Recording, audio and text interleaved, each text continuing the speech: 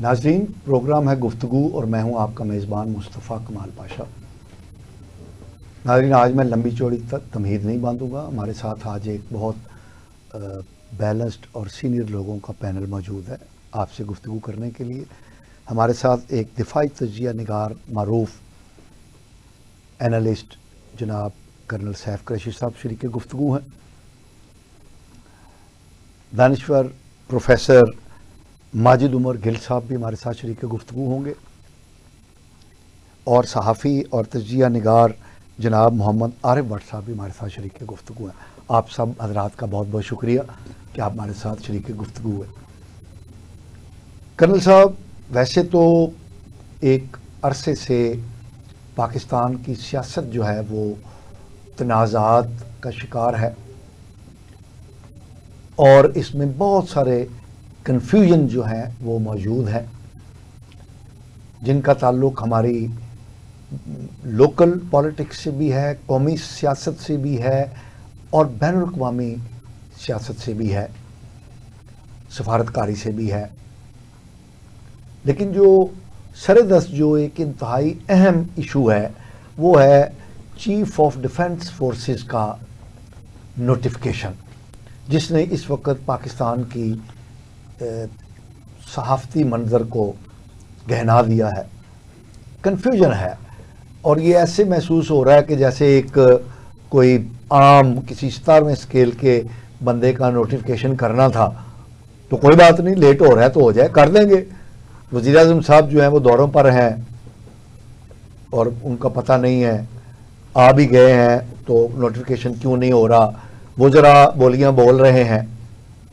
پوری قوم جو اس وقت ایک کنفیوژن کا شکار ہے، اور جو اندرون ملک اور بیرون ملک کنفیوژن پھیلانے والے ہیں، انہوں نے اس کو ایک بہت بڑا مسئلہ بنا کے پیش کر دیا ہے کہ شاید نواز شریف صاحب نہیں چاہتے کہ یہ اس طرح کا نوٹیفکیشن ہو۔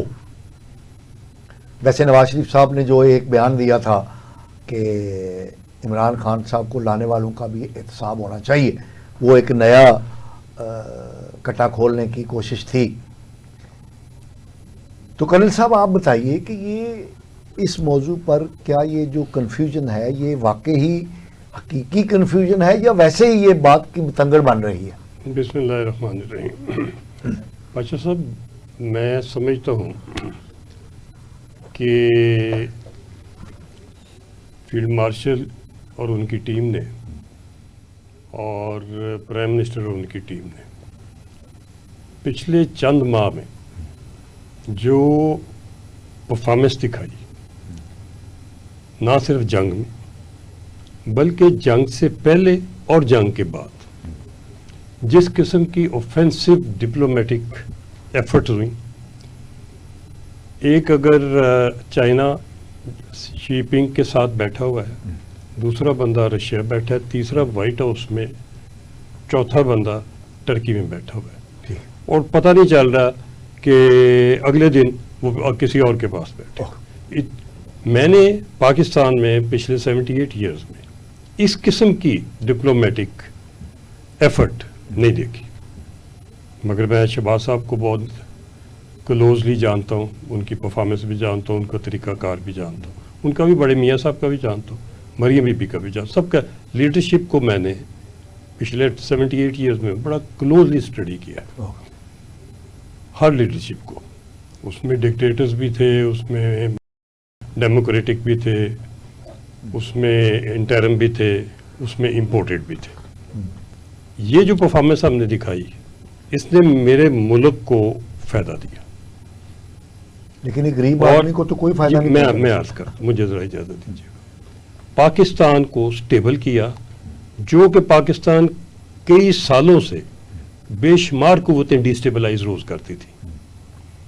میڈیا صاحب ڈیسٹیبلائز تو ابھی بھی ہے پاکستان، آپ کے تمام فرنٹ جو ہیں وہ دشمن گھیرے ہوئے ہیں، افغانستان بھی آپ میں اجازت دیجیے گا، مجھے 5 منٹ پہلے دے دیجیے۔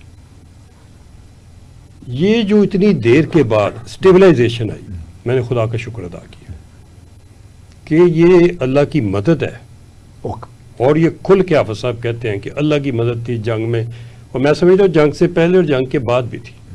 ہم نے پاکستان کو ایز اے کنٹری دنیا میں اس کا امیج بہت امپروو کیا، جس کا اثر ہوا آپ کا سعودیہ سے ڈیفنس پیکٹ ہوا، اور دیگر کئی ممالک لائن میں ڈیفنس پیکٹ آپ سے کرنے کو تیار ہے۔ ایران سے آپ نے وار میں ان کا ساتھ دیا، ان سے تعلقات، ان کی صلح سعودیہ سے، اور دونوں تینوں ملک ٹرینگل ٹرکی، ایران، سعودیہ، پاکستان، یہ مجھے مسلم امہ مضبوط ہوتی نظر آئی۔ سر اندر آ جائیں، میں اندر آ جاتا جی ہوں۔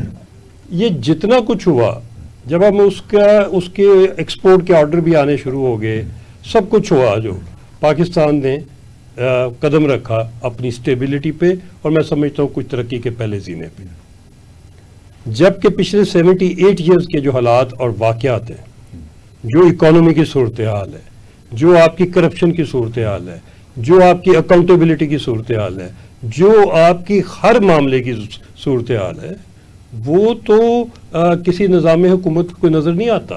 سر سی ڈی ایف کا نوٹیفکیشن، سی ڈی ایف کے نوٹیفکیشن کی میں بات کر رہا ہوں، یہ جس نے بھی کیا، میں ذرا اس کو اسٹڈی کر رہا ہوں کہ انڈیا کے چینل اور انڈیا کی راہ کیا کر رہی ہے اس وقت، کتنی خوشی منا رہی ہے، جیل کے اندر 804 اور ان کی ٹیم کیا کر رہی ہے، ان کی باہر بیٹھی ہوئی ٹیم کیا کر رہی ہے، اندر 804 کی ٹیم، جی میں سب کو کور کر رہا ہوں۔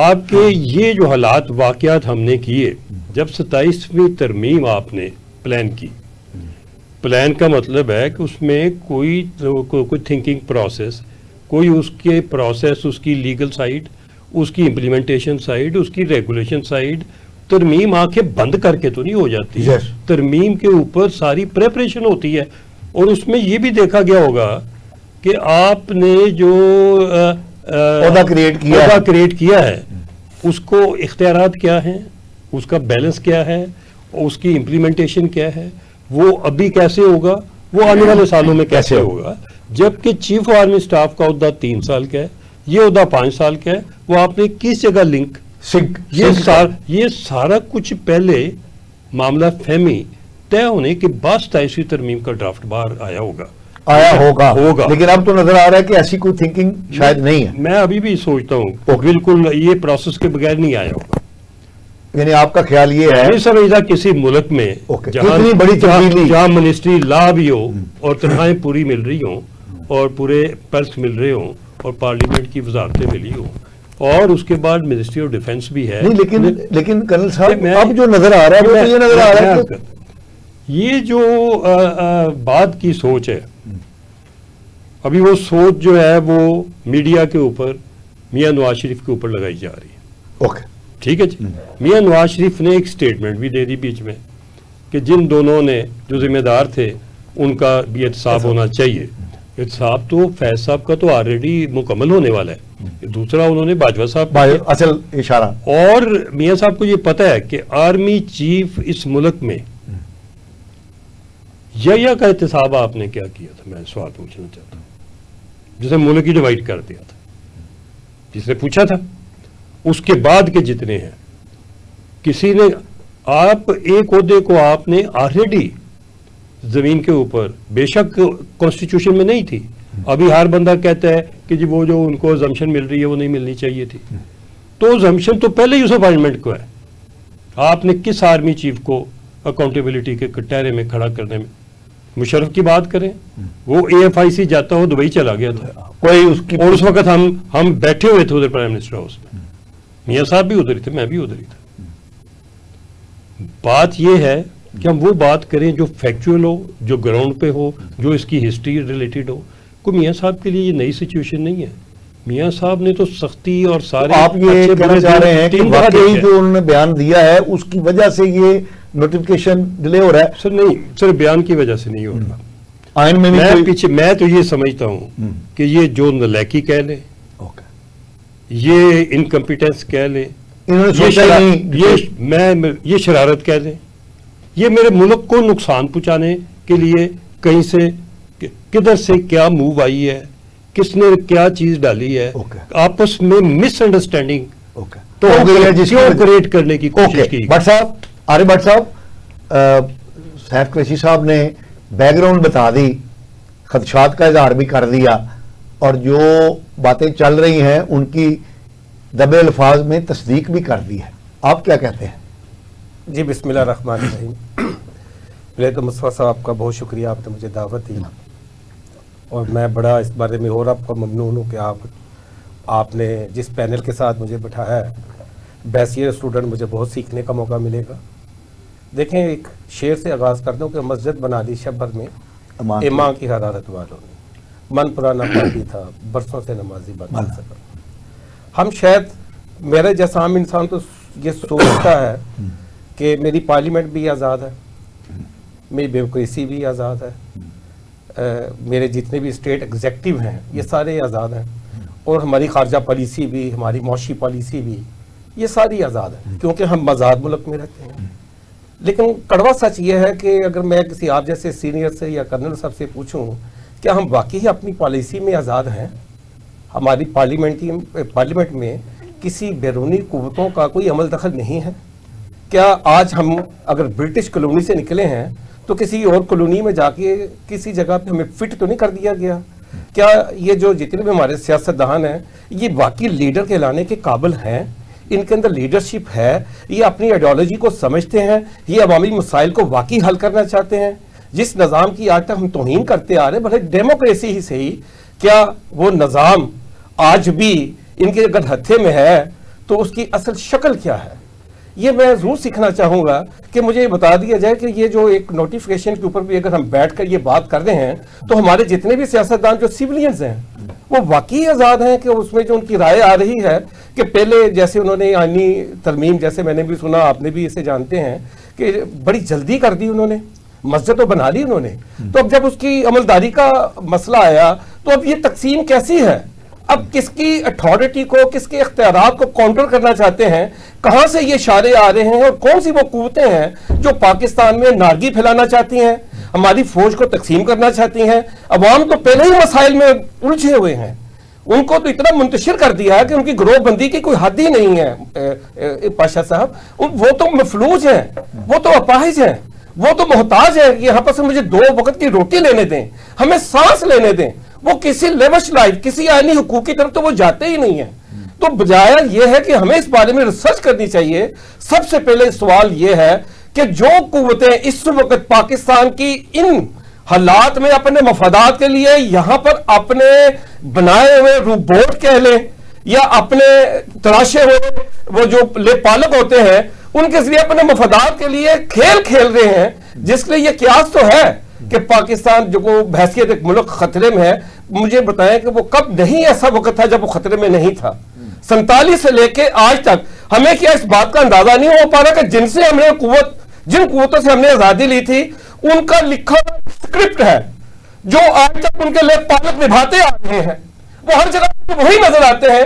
یہاں تو 24 کروڑ عوام کی کوئی آواز ہے ہی نہیں. یہ پتہ ہی نہیں چلتا کہ اسٹیٹ جو ریاست ہے یہ اصل میں ہے کن کی.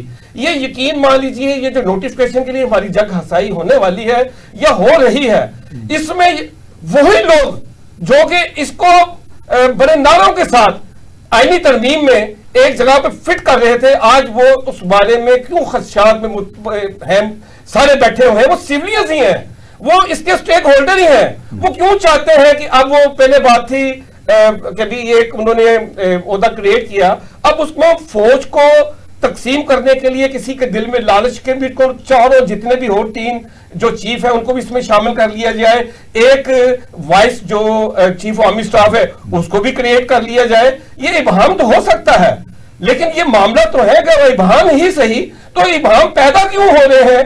آپ نے اگر ایک آئینی ترمیم پاس کی، آپ نے اس میں ایک نوٹیفیکیشن کرنا ہے، وہ 27 تاریخ کو کرنا تھا، 28 کو کر دیں.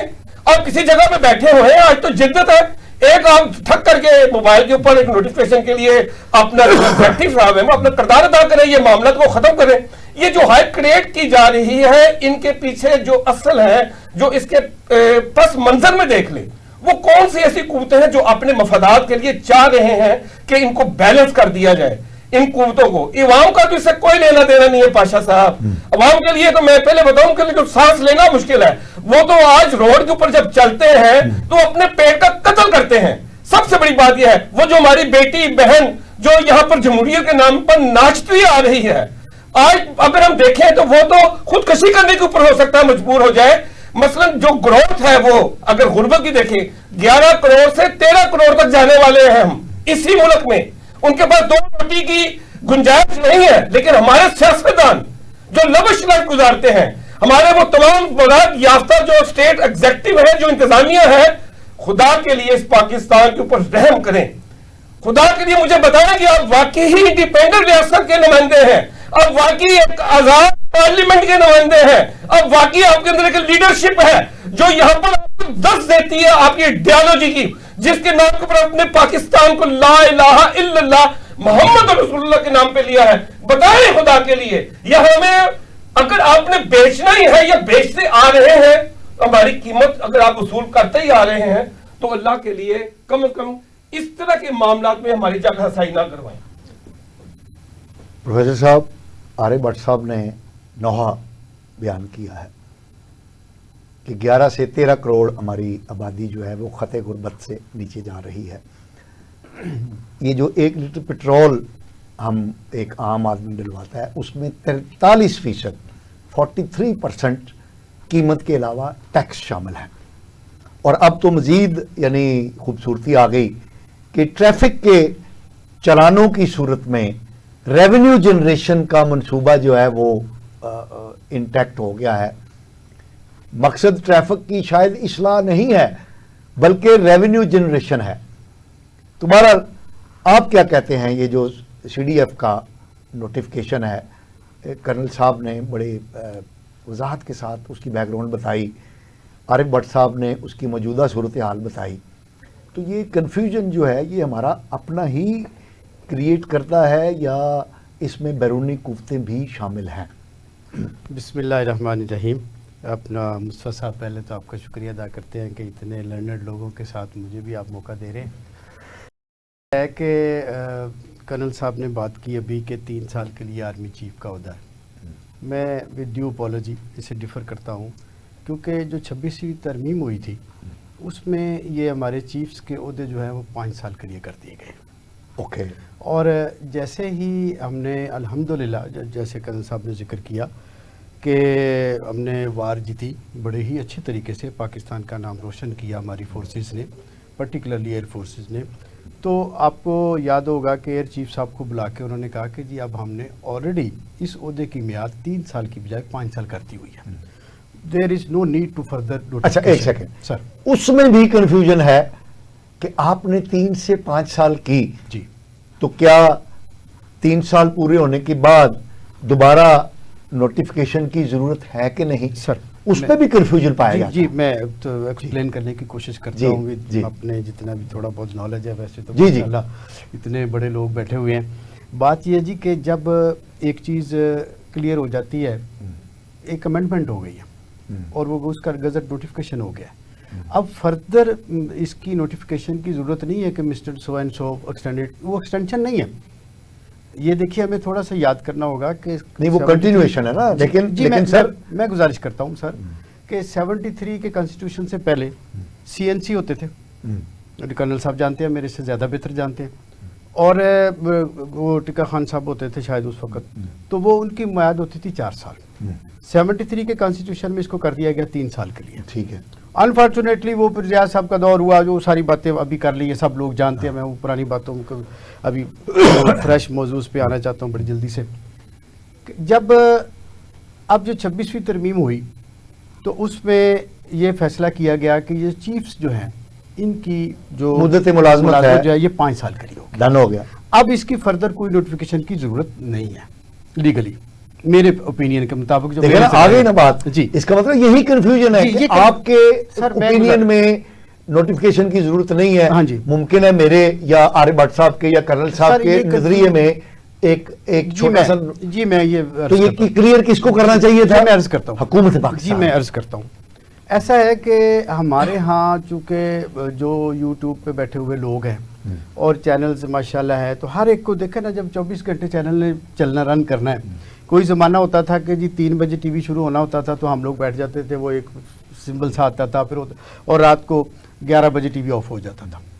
अब जब 24 घंटे आपने चलाना है तो कोई ना कोई मौजू तो आपने पकड़ के रखना है। سر جیسے یہ بٹ صاحب نے چند ذکر کیا کہ- سطروں کا جی، نوٹیفکیشن میں گزارش کہ کر رہا ہوں۔ حکومت یا وزارت دفاع کہے کہ جناب یہ مدت ملازمت جو ہے یہ آٹومیٹیکلی 5 سال ہو گئی ہے، کسی نوٹیفکیشن کی سر، ضرورت یہ نہیں، 26ویں یہ ترمیم میں- یوٹیوبر یہ تجزیہ نگار سب فارغ ہو جائیں گے. جی میں گزارش کرتا ہوں نا جی کہ 26ویں ترمیم میں تو آلریڈی ہو گیا. اوکے. اب آپ نے یہ کیا 27ویں ترمیم میں ہم آتے ہیں، جیسے کرنل صاحب نے ابھی ذکر کیا اور سر نے بھی ماشاءاللہ اس کے اوپر بات کی ہے کہ اب یہ فیصلہ یہ کیا گیا کہ جو ایک ہمارے ہاں ایک ڈیزیگنیشن تھا CJCF chairman joint chief of staff committee, sir وہ تو ہو گیا نا کہ وہ ختم ہو جائے گا، اس کی جگہ پہ یہ آ جائیں گے. یہ ختم ہو گیا. وہ ختم ہو گیا ہے، نیا ٹیک اوور ہوا جی نہیں. جناب، یہ بات کہ اب یہ ایک نیا آفس بننا ہے، اس کے لیے گورنمنٹ کا جو موقف ہے، جو میرے ذرائع سے جو میں نے اپنے طور پہ پتہ کرنے کی کوشش کی ہے کہ یہ کنفیوژن کیوں کریٹ کی جا رہی، خام میں آپ لوگوں کو طرح مصرع دے دیا ہے، اور یہ جیسے شاعر لوگ غزل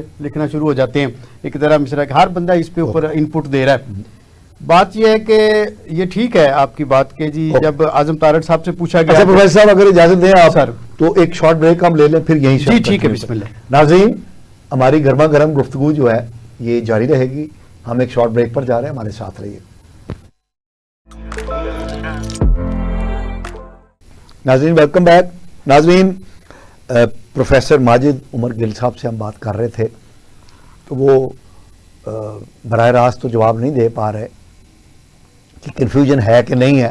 کنفیوژن تو ہے، وہ اس کی مختلف رخ دکھا رہے تھے، تو آئیے ہم ان سے اپنی گفتگو وہیں سے شروع کرتے ہیں. جی جناب. سر اصل میں مصطفیٰ صاحب میری یہ شروع سے یہ بات رہی ہے کہ ہم نے نیگیٹو باتیں تو ہم بہت کرتے ہیں، لیکن کیا ہم مثبت پہلو دیکھیں، پازیٹیوٹی لائیں، چونکہ میرا سبجیکٹ بھی ایسا ہے کہ ہم یہ کہتے ہیں کہ جتنی بھی چیزیں ہوں ٹھیک ہے، نیگیٹیوٹی بھی ہوتی ہے، اس میں کوئی شک نہیں ہے، لیکن نیگیٹو کے ساتھ جب تک پازیٹیو نہیں ہوگا. سر یہ ہماری بات، یہ جو موضوع ہے یہ نہ نیگیٹو ہے نہ پازیٹیو ہے، یہ کنفیوژن ہے. سر میں کہ کنفیوژن جو ہے وہ ایکچولی نیگیٹو ایکٹیویٹی ہے، اور اس کو ہم نے پیسیفائی کرنے کے لیے ایک پازیٹیو اپروچ بھی تو دینی ہے. میں یہ وہ رخ دکھانے کی کوشش کر رہا ہوں کہ ایک چند سطری hereby mister X has been appointed as فلانا.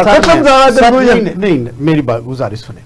پہلی بات یہ ہے کہ آپ کو یاد ہوگا کہ جب باجوہ صاحب کی ایکسٹینشن ہونی تھی تو کورٹ میں، سپریم کورٹ میں یہ کیس تھا، تو آصف سعید کھوزہ صاحب اس کو ایڈ کر رہے تھے، اور ہم یہ دیکھ رہے تھے کہ تو وہ بار بار کہہ رہے تھے کہ آپ سے یہ سول بیوروکریسی سے ایک نوٹیفیکیشن ہی نہیں بن رہا ایکسٹینشن کا، آپ کو یاد ہوگا. اب یہ ایک نیا ڈپارٹمنٹ بن رہا ہے. کرنل صاحب اس کے بات کی توثیق کریں گے کہ یہ ایک نیا ڈپارٹمنٹ بننا ہے، اس کے SOPs بننے ہیں، اس کے TORs بننے ہیں، اس کے جتنے بھی جو لوگ اس میں انڈکٹ ہوں گے، اس کے لیے سیمنٹ، سریا، میز، کرسی، بجلی، پانی یہ آئے گا. یہ تو یہ پہلے نہیں سوچا تھا، یہ مذاق ہے. CDF کا آفس. میں اب ایک بات، اب یہ جو میرے ذرائع نے بات کی ہے، یا جو میں آپ کو اس کے اوپر اپنی رائے دینا چاہ رہا ہوں، رائے یہ ہے کہ ایکچولی شاید گورنمنٹ یہ خیال کر رہی ہے کہ لوگ ادھر تو الجھائے رہے، جیسے سر نے ابھی بات کی بٹ صاحب نے کہ جی عوام کا تو کوئی نہیں سوچ رہا، اب لوگوں کو ایک موقع دے دیا جائے وہ اس کے اوپر لگے رہو.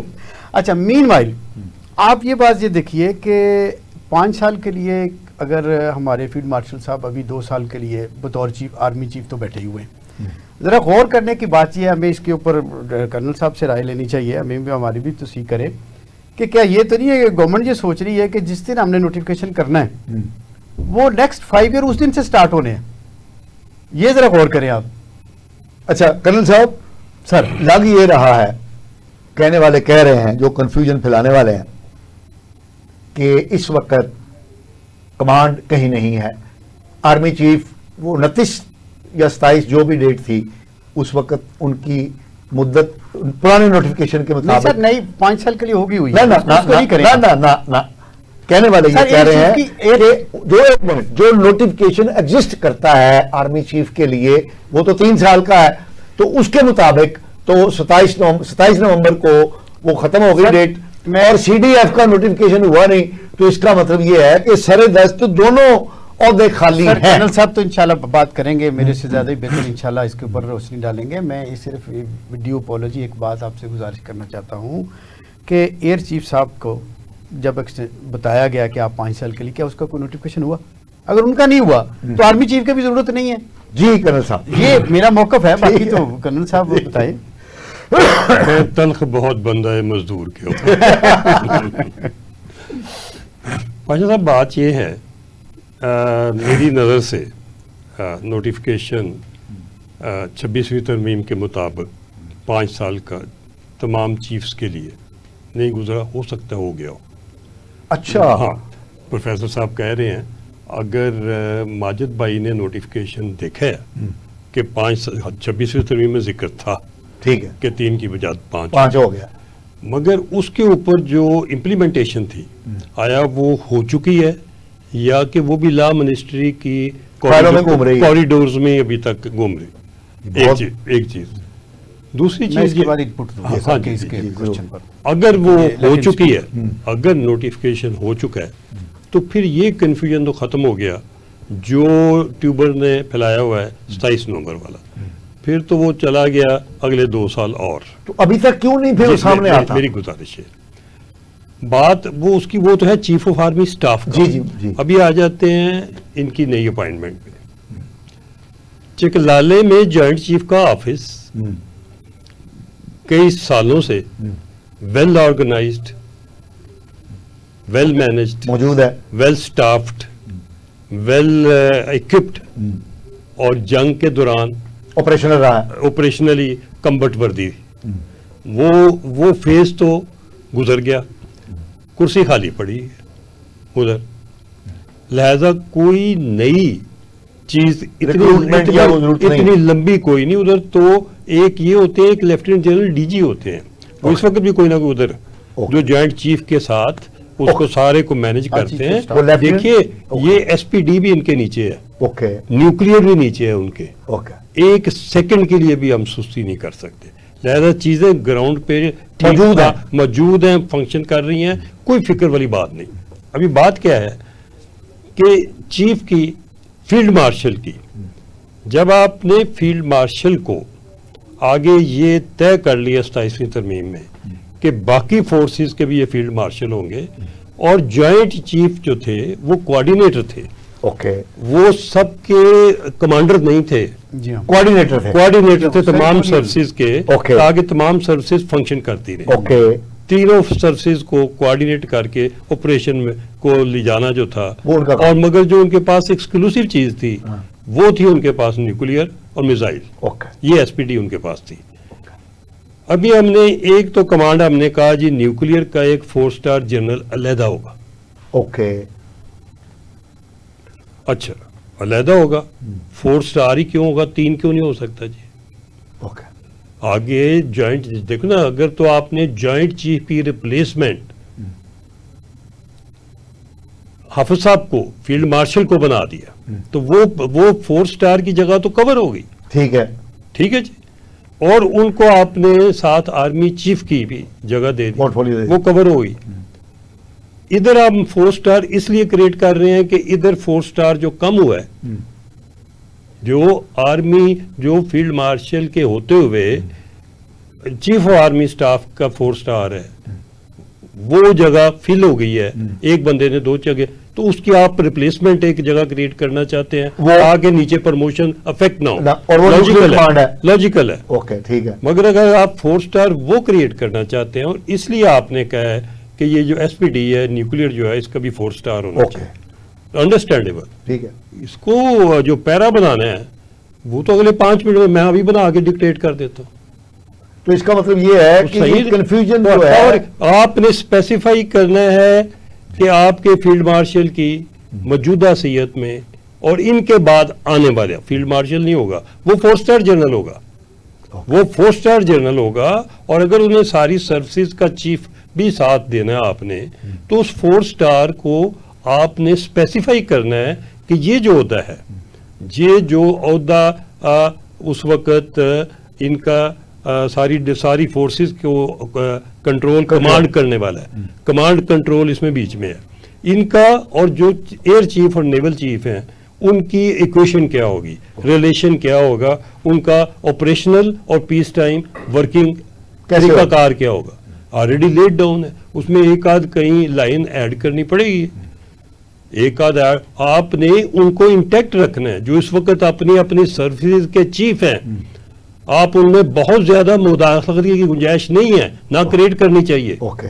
ہر سروسز کا چیف ذمہ دار ہو اپنے آپریشن کا، اپنی سروس کا. جیسے ہم پچھلے 78 ایئر سے ابھی ایئر فورس نے اگر ہم نے باقی جنگ میں پرفارم کیا ہے تو ایئر فورس نے تو پلس کر کے پرفارم کیا. جی بالکل. اور میرے نالج کے مطابق ایئر چیف کو ٹل فردر آرڈر 5 ایئر بھی ہیں اور شاید ٹل فردر آرڈر بھی, وہ جب ان کا ٹینیور ختم ہو رہا تھا ٹل فردر آرڈر کے جی آپ کچھ کہنا چاہ رہے تھے؟ جی میں یہ بات اس میں ایڈ کرنا چاہتا ہوں کہ ہمارے ہاں ایک کنفیوژن کے ساتھ ساتھ ایک رائے پائی جاتی ہے کہ بہت سارے لیفٹیننٹ جنرل صاحب جو ہے وہ ابھی بالکل 2-3 مہینے میں ریٹائر ہونے والے ہیں.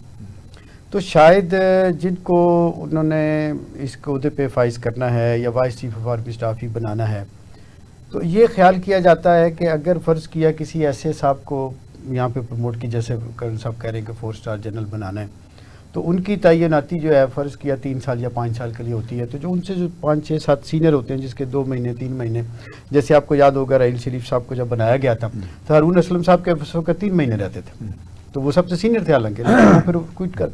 تو اب یہ شاید یہ بھی خیال ہو کہ جی یہ بالکل پیسفلی لوگ ریٹائر ہو جائیں تو پھر ہم سکون سے, تو یہ اس دوران اور اس کی وجہ سے اتنا بڑا پوری قوم جو ہے وہ کنفیوژن کا شکار ہو. یہ یہ اصل میں ہمارے یہاں بات یہ ہوتی ہے کہ ہم لوگ نان ایشوز کو نہیں, یہ نان ایشو نہیں ہے پروفیسر صاحب, یہ نان ایشو نہیں ہے, یہ بہت سیریس ایشو ہے جس کو آپ نے بیان کر دیا کہ اس وجہ سے یہ ڈیلے ہو رہا ہے. ایک آسپیکٹ ہو سکتا ہے. بٹ صاحب یہ تو پروفیسر صاحب نے تو مسئلہ حل کر دیا کہ کنفیوژن رہنا ہی رہنا ہے. ہم انتظار کر رہے ہیں کہ کوئی ریٹائر ہو تو اس کی جگہ پہ لگائیں. دیکھیے میں اپنے جتنے بھی یہ سینئر بیٹھے ہیں میرے استاد ہیں, میں استاد کا درجہ اس لیے دیتا ہوں کہ میں تو سیکھنے کی عمر میں ہوں. میں یہ صرف ان سے یہ سوال کرنا چاہتا ہوں کہ جتنا یہ ماڈل ہمارے ہاں عہدوں کی تعیناتی کے اوپر فکر نبھایا جاتا ہے, کیا ترقی یافتہ ممالک میں ایسا ہوتا ہے؟ نہیں ہوتا. کیا وہاں پر یہ چیز جو ہم یہاں پر ڈسکس کر رہے ہیں ہم انڈیا کو ہی لے لیں, اس کا مجھے بتائیں کہ تعلق کیا ہے اصل اس کے معذرت کے ساتھ. جو میں ایک بات بتاؤں کہ جو افغانستان میں ہارنے والی قوتیں ہیں نا, وہ اس کا بدلہ پاکستان سے لینا چاہتی ہیں, اور انہوں نے کہا بھی ہے کہ ان کی ہار میں پاکستان کا دوگلا کردار شامل ہے. یہی تو مصیبت ہے کہ ہمارے سیاستدانوں نے ہمارے 1 لاکھ شہداء کی وہ جو پذیرائی ہونی چاہیے تھی نا دنیا میں, انہوں نے ہونے ہی نہیں دی. ہمارے جتنے بھی شہداء نے وہاں پر اپنی جانوں کے نذرانے پیش کیے, انجرڈ ایسے لوگ ہوئے جو کہ زندگی کو گزار ہی نہیں سکتے. بلینز ڈالر کا ہم نے نقصان اٹھا کے بھی ان کی ساکھ کو ہم نے اجاگر نہیں کیا. دیکھیں میں ایک بات معذرت کے ساتھ, انڈیا جو ہے یہ بارڈر ٹیررزم کی بنیاد رکھنے والا ہے مفتی بانی کے ذریعے. سولو فلائٹ دی انہوں نے, پوری دنیا نے ان کو سولو فلائٹ دی, اکانومی میں ان کی گروتھ میں سولو فلائٹ دی. ہمارے یہاں بنگلہ دیش آزاد ہوا, ان کو سولو فلائٹ دی. ہمارے یہاں انہوں نے کیا کیا, جی دھول صاحب نے وہ تمام عراق سے دہشت گرد توڑا برا میں لا کر اس کو افغانستان سے ہمیں ایکسپورٹ کر کے یہاں پر ہماری تباہی مچاتے تھے. دنیا نے کیوں آنکھیں بند کر کے رکھی ہیں؟ کیوں نہیں وہ بولتے؟ وہ اس جو بارڈر کی ٹیررزم بنیاد رکھنے والا ہے اس کو سولو فلائٹ کیوں دے رہے ہیں اور ہمارے یہاں دہشت گردی کیوں پھیلا رہے ہیں؟ ہم تو ان کی ٹیررزم کی فرنٹ لائن کے اوپر کھڑے ہو کر اپنی جانوں کی شہادتیں دینے والے ہیں. آج ہماری یہ حالت ہے کہ ہمیں ڈوب موڑ کیا جائے اور ان حالات میں ہمیں یہ بتا دیا جائے کہ ہم ایک ناکام ریاست ہیں. ہمارے یہاں یہ جو اب بھی جو میں کہتا ہوں کہ ان اعلیٰ کاروں کو ڈھونڈے, وہ جو ان کے ساتھ مل کر ان کے مفادات کو تقویت دینا چاہتے ہیں اور پاکستان کو ناکام ریاست بنانا چاہتے ہیں.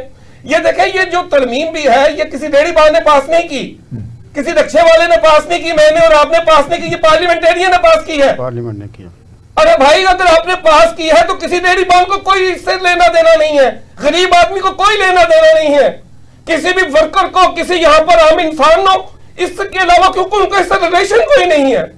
اب مجھے بتائیں کہ آئی ایم ایف نے رپورٹ دی یہاں پر کرپشن ہوتی ہے, آپ نے بدلہ ان سے لینا شروع کر دیا جو یہاں پر معصوم اور نہتے ہیں, جن کی آپ نے اب تک ٹریننگ ہی نہیں کی, آپ ان کو سزا دینے کے لیے جا رہے ہیں. ارے بھائی سب سے پہلے ٹریننگ کریں, جن کو آپ نے ٹریننگ دی ہے انہوں نے تو آپ کا نام روشن کرپشن میں کیا ہے. مجھے بتائیں کوئی بھی بیوروکریٹ جو ہے وہ ٹریننگ کے بغیر کسی ادارے میں جاتا ہے؟ کوئی بھی مجھے بتائیں, سول ہو کوئی بھی ہو, یہ جتنے پڑھے لکھے لوگ ہیں جن کے نام اس وقت IMF کی لسٹ میں آئے ان میں ایک بندہ بتا دیں جو ریڈی بال ہو, جو رکشے والا ہو, جو عام انسان ہو.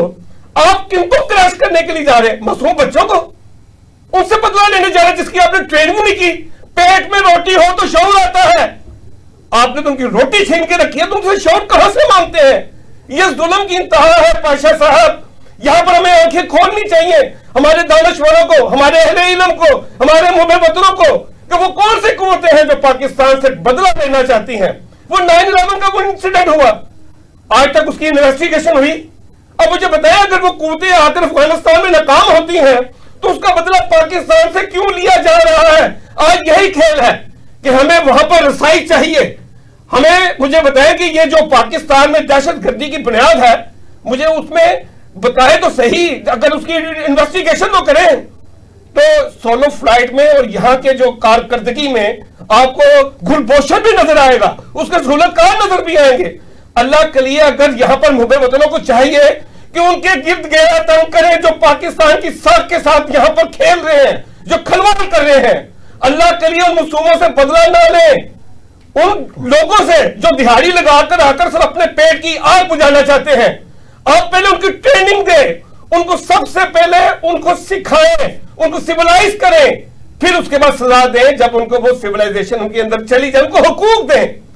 آپ نے IMF کا بدلہ جو ہے وہ عام انسان سے لینا شروع کر دیا, اور وہ لوگ جو قوتیں پاکستان کو منتشر کرنا چاہتی ہیں, نارگی پھیلانا چاہتی ہیں, اس کو ناکام ریاست بنانا چاہتی ہیں, اس جگر سے نکلے. اللہ کے لیے میں کہنا چاہتا ہوں پارلیمنٹیرین کو, اگر آپ نے اسے اپنے وثوق کے ساتھ, سمجھ کے ساتھ پاس کیا ہے تو نوٹیفکیشن آنا چاہیے. یہ قانونی, میں یہ سمجھتا ہوں کہ یہ تو میرے محترم بتا سکتے ہیں کہ یہ ایک قانونی شک ہے. باقی اللہ خیر کرے, میں تو دعا کرتا ہوں کہ پاکستان میں یہ عوام جاگے, ہمارے جو دانشور ہیں وہ جاگے, وہ حق کو سمجھے اور ظلم کو بھی سمجھے اور ان قوتوں کو بھی سمجھے جنہوں نے ہمیں 78 سال سے اپنی کھیل بنا کے رکھا ہوا ہے. ناظرین, آپ نے ہمارے ماہرین کی گفتگو سنی. کنفیوژن تو کلیئر نہیں ہو پایا کہ پاکستان میں کرنل صاحب نے بہت خوبصورت بات کہی کہ یہ 26ویں اور 27ویں جو آئینی ترمیم ہے, یہ ظاہر ہے اس پر ڈیلیبریشن ہوئی ہوگی, سوچ و بچار ہوا ہوگا, وزارتوں نے ان پٹ دی ہوگی, اور پھر ہمارے جو اپر اور لوور ہاؤسز ہیں, قومی اسمبلی ہے, سینٹ ہے, اس کے شہ دماغوں نے, یعنی جو پارلیمان میں جو لوگ بیٹھے ہیں وہ عوام کے نمائندے ہیں اور شہ دماغ ہیں, ان کی نبض, ان کے ہاتھ جو ہیں ان کی پاکستان کے عوام کی نبضوں پر ہونے چاہیے. انہوں نے سوچ بچار کر کے یہ ترمیم یا ترامیم کی ہوں گی. تو اب یہ سوچنے کی بات یہ ہے کہ یہ نوٹیفکیشن کرنے میں جو ہے یہ لیت و لال کیوں کیا جا رہا ہے, اور پھر یہ لیت و لال کے بعد جو ایک ہیو اینڈ کرائی, ایک بہت بڑا طوفان جو ہے کنفیوژن کا یہ مچ گیا ہے. اس کے پیچھے پس پردہ ایک تو نالائکی نظر آ رہی ہے, جیسا کہ کرنل صاحب نے کہا کہ پارلیمنٹیرین نے اگر یہ 26ویں اور 27ویں ترمیم سوچ بچار کر کے کی ہے تو پھر نوٹیفکیشن کرنے میں اس کا کیا ہے, پرابلم کیا ہے. لیکن عارف بھٹ صاحب نے جو بات کہی ہے کہ اس پر ہمیں غور کرنا چاہیے کہ وہ کون سے ہاتھ ہیں, یعنی اس بات کو سمپل نالائکی کہہ کر ہم اگنور نہیں کر سکتے کہ یہ نالائکی ہے جی کہ وہ وزارتوں میں فائلیں پھر رہی ہیں. یہ کسی 17ویں گریڈ کے افسر کا نوٹیفکیشن نہیں ہے, کسی سیکٹری کا نوٹیفکیشن نہیں ہے کہ اس کو ہم اتنا کیجولی لیں. تو اس بات پر بھی ہمیں غور کرنا چاہیے کہ وہ کون سی ایسی قوتیں ہیں جو کہ پاکستان میں پاکستان کی عظیم فتوحات کو کنفیوژن کا شکار کر کے ایک کیاس کے اندر تبدیل کرنے کی کوششیں, مضموم کوششیں کر رہی ہیں. جناب کرنل صاحب قریشی صاحب, جناب پروفیسر صاحب, جناب عارف بھٹ صاحب, آپ کا بہت بہت شکریہ کہ آپ ہمارے پروگرام میں تشریف لائے اور اپنے خیالات عالیہ سے ہمارے ناظرین کو مستفید فرمایا. ناظرین, ہمیں اپنے فیڈ بیک سے آگاہ کیجیے گا. اگلے پروگرام تک کے لیے اپنے میزبان مصطفیٰ کمال پاشا کو اجازت دیجیے. اللہ نگہبان.